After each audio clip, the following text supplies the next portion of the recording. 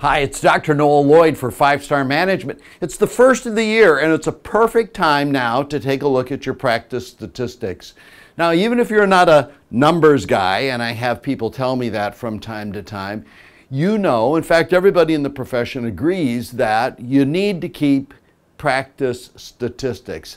I'm a private pilot. When I learned to fly in an airplane, I learned to read the instruments. The instruments tell you if the plane is flying in the right direction, if it's going at the right speed, if it's at the right attitude, which that means pitched up or pitched down, or if it's in a turn. So the instruments can tell you a ton. The same thing about practice statistics. They tell you about the speed, the direction of the practice. And so what I'm going to do in this very, very short video is I'm going to show you the numbers that you absolutely must keep, number one. Number two, why to keep them, and how to use them to have a best ever year in 2015.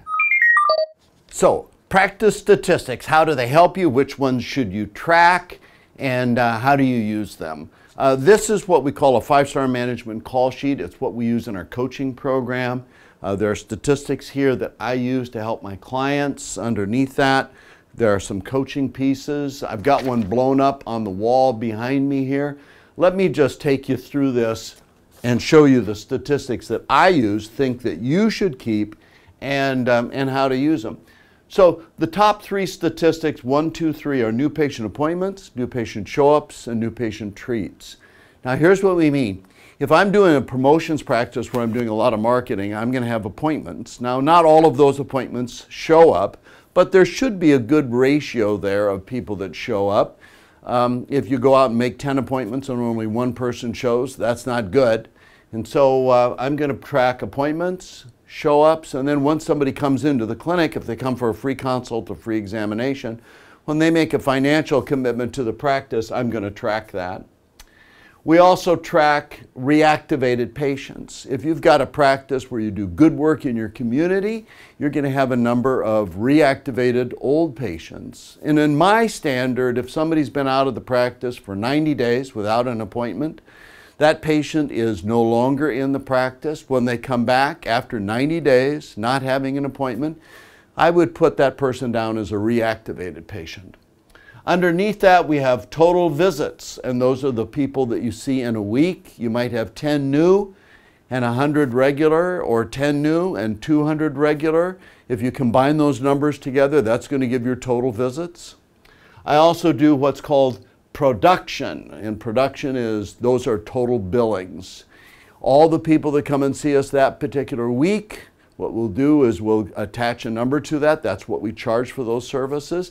And then there's something that we call write-offs. If you're in managed care organizations, you know that you might agree to render what's typically a $100 service for only $50. And so you have to write off that $50 in order to accurately track what's called a production or billings.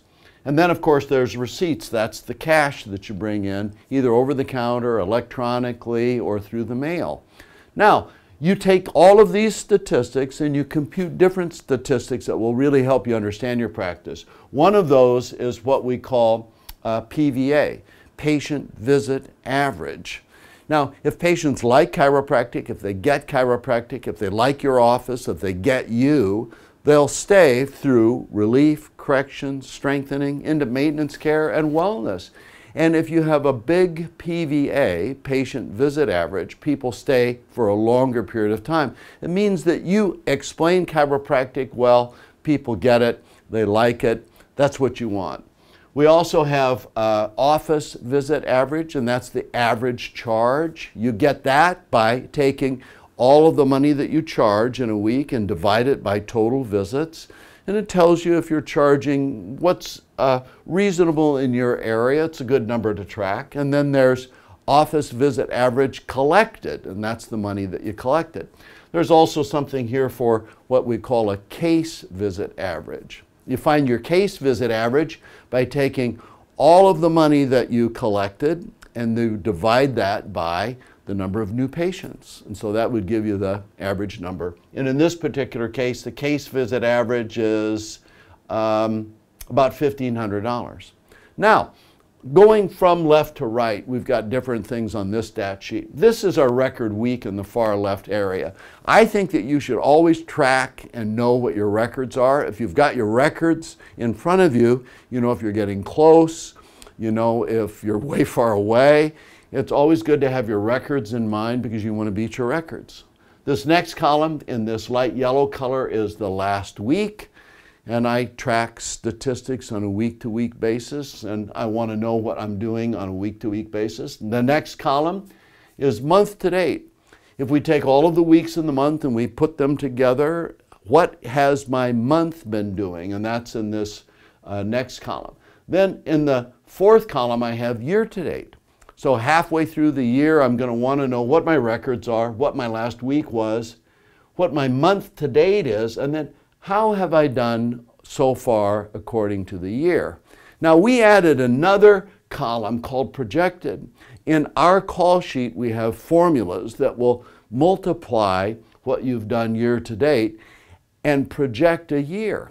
If you're a third of the way through the year, the formulas will take the year to date and multiply it by 3 and tell you that at this rate you're going to produce this for the year. It's really, really good to know, because we also have last year there. Now, my record week is important because I want to beat my records. And my last year is important because I want to do better than I did last year. So that's what I put last year here. And then I've got percent change. Now in this particular call sheet, this was one from one of our clients who did particularly well. They had a 92% increase in new patient appointments, 42% increase in new patient show-ups, and a 53% increase in new patients that actually, after they showed up, committed to the practice. So this is what's called the instrument panel. We've got the doctor's name here, the date up here. Now, underneath this, one of the things that I found out over a period of time is that winners report their statistics and have their coaching call pretty much the same way every time. And it was kind of an interesting phenomenon. I keep notes on my coaching calls when I work with clients, and I noticed that winners would always talk about wins first. That makes sense, doesn't it? And then winners would talk about near-term goals. And those near-term goals is, this is something that's within my grasp, and because I'm winning, I'm encouraged and excited, and so I'm going to reach out for this near-term goal. Well, what would make sense after that is action steps to reach the near-term goal. Then we've got a little slot down here for our notes. The client and I will exchange information. I might tell them that, hey, you really should focus on 1 and 3 and forget number 2. I don't think that's necessary. So I'll give some coaching advice at this point. Down here in the number 5 slot, we've got action blocks. These are the things that I'm pushing on, but I haven't been able to make them work yet. I'm not gaining any traction here. This becomes a coaching conversation for us. And then at the bottom, it's affirmation. And the affirmation might be, if it is to be, it's up to me. Or I've got lots of affirmations I get back from clients that there's nothing in my way and I'm going full speed ahead. So now, the reason you use statistics is, for instance, let's say that you've got a bad PVA. That's a patient visit average. People leave the practice too soon. You have to ask yourself, what am I doing? What am I doing on day 1? What am I doing on day 2? What am I doing on follow-up? Am I not doing something that helps the patient understand? So that's one of the reasons why you would track PVA. On case visit average, let's say that your case visit average is really, really low. Let's say you're just not making enough money. You have to ask yourself, is my PVA, is my charge, what are the things that contribute to my case visit average that's not working right, and then make adjustments accordingly. One of the reasons that we use this call sheet is that a client can keep his or her statistics, and then when we get on the phone and do our coaching calls, I get this an hour ahead of time, and I get a chance to peruse this and see where I think the issues are. If I take a look down where the client's winning, what their near-term goals are, what their action steps are, every now and again I kind of see a little mismatch, and it becomes a conversation on our coaching call. We want to make sure that we focus on this, not so much on this. And clients frequently say, now that I know how to use the call sheet, it's really easy for me to self-correct even before I get on the phone with you, Noel. So I hope that this has been helpful. Start keeping statistics right now. The big four are new patients, regular visits, production, and collections. And from that, you can draw all kinds of different conclusions about your practice. This is Dr. Noel Lloyd with 5-Star Management, and I hope that helps.